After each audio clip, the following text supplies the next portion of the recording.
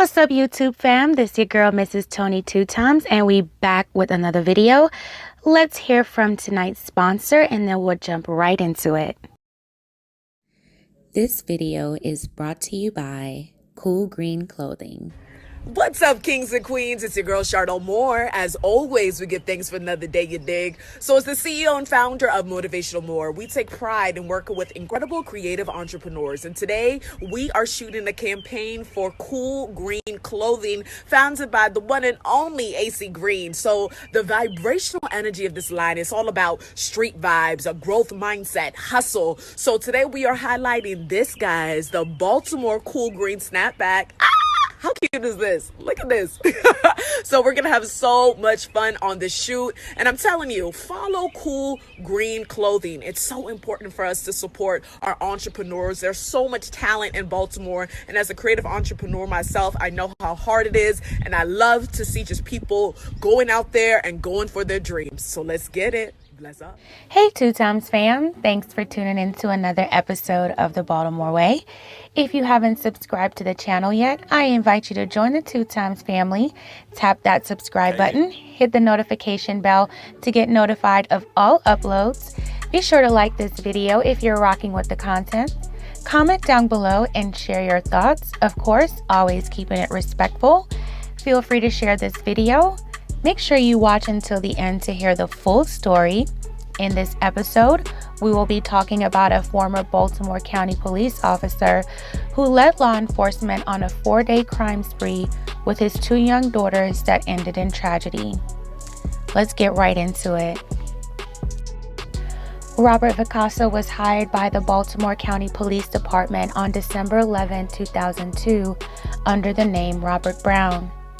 He changed his name to Vicasa sometime after 2008, presumably in 2015, according to internal affair records obtained by the Baltimore Sun.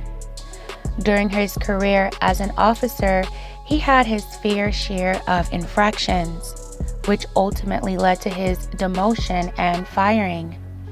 His first 2 incidents were failures to appear in district court in 2007 and 2008.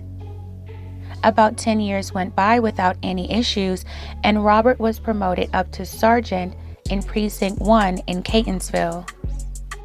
It was sometime during those 10 years, Robert became a husband and a father of 2 girls. Things seemed to be getting better for Robert at work. However, between June 2018 and July 2019, Robert was accused of engaging in an ongoing course of improper conduct with 3 female subordinates, according to his official record. Robert requested a hearing by a trial board, which found him guilty of 5 of the 6 allegations made against him. He was demoted back down to officer. Robert's law enforcement career was again in jeopardy in March 2021 when allegations were made against Robert that he had been sleeping on the job, refused orders to be trained or perform duties, and displayed conduct unbecoming of an officer. He again requested a hearing by the trial board. 4 days after the board convened to hear the allegation, Robert was reported again for subordination and again requested a hearing. Before the second board could convene, the first board reviewing the March 2021 incident had already made the decision to terminate Robert in August 2021. According to a later news interview, Robert's mother said the allegations at his job and the impending termination had caused her son to snap, who she claims has a mental illness. Along with trouble in his career, Robert was also facing issues in his home life. At some point, Robert and his wife and the mother of his children had split. They were sharing custody of their 2 daughters. While Robert worked in Baltimore County, his residence was in York, Pennsylvania, where his estranged wife and 2 daughters, 7 and 6 years old, lived. According to news reports, his estranged wife and him had broken up because he was allegedly abusive. At some point during the last 10 years of his career with the police department, he met co-worker and close friend Tia Bynum. Tia had joined the force a few years after Robert. She worked in the department's Criminal Investigations Bureau, a specialized unit that investigates the most serious crimes. Officials described the two as being in a relationship. Regardless of Robert's run-ins at work, Tia seemed to have stuck by his side. On Friday, November 12, 2021, things took a turn for the worse after Robert invited his estranged wife over to his place to celebrate her birthday with their children. According to court documents, the children's mother went to Robert's home in Windsor Township in York at around 9 p.m. to have cake. After the family was finished eating cake and the girls allegedly went upstairs to bed, Robert allegedly asked his children's mother to stay as she was getting ready to leave, telling her he had a birthday gift for her. Robert then appeared to be looking for the gift, and the next thing the woman knew, he and Tia had grabbed her by the arms, police said. Court documents state that he allegedly put a gat to her head. She said she screamed as he and Tia dragged her to the basement and tied her wrists with zip ties and a black rope around her ankles, according to records. Robert's estranged wife then says she was allegedly drugged, forced to inhale a crushed prescription pill, and to smoke pot.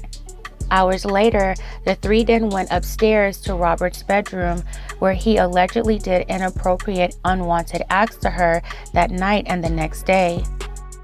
Robert had allegedly threatened to take his family's lives, including his own, and said he would rather they be dead than to live apart. His children's mother said in court records that Robert said if the police arrived, he would end everyone's lives before the police even had a chance to enter. He even made her tell her brother that everything was fine when they spoke on the phone on Saturday. The following day, on Sunday, November 14th, the mother and estranged wife contacted police at 3:50 p.m. after she was able to convince Robert to let her leave to go home and get some clothes and her computer. She instead drove to Target and told an employee there about her ordeal. She reported to police that she had been violently attacked for over 24 hours. She said she believed that Robert had tracking devices on her car and on her phone. Police drove her to the police precinct to start the investigation so her car and phone couldn't be tracked. Their mother filed an emergency protective order for her and her girls, who were still in Robert's care at the time. Police served a search warrant at Robert's home the next day on Monday afternoon. They discovered the house in disarray. The windows were shattered, and officers found no sign of Robert or the girls. Officers then went to Tia's house about 4 miles away after tracking Robert's phone to her place. Police described Tia to be less forthcoming with information and said she was armed as she answered the door. She told police she left when Robert and his estranged wife went into his bedroom, according to charging documents. Robert had fled with the girls in a stolen 2015 black Acura TL that was associated with Tia. Officials launched a manhunt for Robert and the girls. On Tuesday, November 16th, Robert had carjacked a woman in York after crashing the black Acura into a shallow creek, police said. Robert took the woman's phone and left with the girls in her silver Volkswagen Jetta after he and his daughters had spent the night in a camper on her property. The woman said he asked her for a blanket and she brought them one. The woman said she asked the girls if their daddy was going to hurt her, and she said they responded, "No, our daddy is nice." She then called the police from her son's phone after they left. Robert ditched the Volkswagen and then used the woman's phone to call Tia, according to charging documents. Officers served a search warrant at Tia's home, but she and her car were missing. On Wednesday, during the manhunt, officials connected Robert and Tia to an armed robbery in the Cockeysville area in Maryland. Officials said Robert armed, kidnapped and carjacked a man with his 2 daughters and Tia there. By this time, Robert, 41, was wanted in Pennsylvania on a felony warrant for carjacking, and Tia, 36, was wanted on a charge of false imprisonment and was on suspension from Baltimore County Police Department. On Thursday morning, November 18th, officials pleaded with Robert and Tia to do the right thing and let the girls go safely. They urged the 2 adults to drop off the children at a safe location. On Thursday afternoon, police began to close in on the suspects during a brief chase into western Maryland. Robert, his 2 daughters, and his alleged accomplice, Tia, crashed into a roadside ditch right outside the small town of Ringo, Maryland, while officials were in pursuit of them, reports say. When officials approached the car, all 4 people inside the car had been shot. Authorities said 3 of them had died on the scene, and one, Robert's youngest daughter, was flown to a hospital in Hagerstown, Maryland, where she died. State troopers found Tia's body in the driver's seat and Robert's body with his daughters in the back seat. In a news release, officials say the deaths were the result of Robert possibly taking his own life, and then his children's, and then Tia's lives. Officials determined more than likely Robert was armed and had numerous weapons in the car. It was a detestable ending to a manhunt that stretched 2 states and included federal agencies. The family members and loved ones of the 2 little girls, Gianna, 7, and Amina, 6, held candlelight vigils in remembrance of them. According to reports, Robert's mother and family members in Baltimore had received threats on their lives from Robert's in-laws. They allegedly requested protection from Baltimore authorities and said they did not receive it. However, the in-law that allegedly made the threat said that it was said out of anger and they had no intention on acting on it, officials said. The girl's mother and Robert's estranged wife had filed a citizen's complaint against a York Area Regional Police Chief.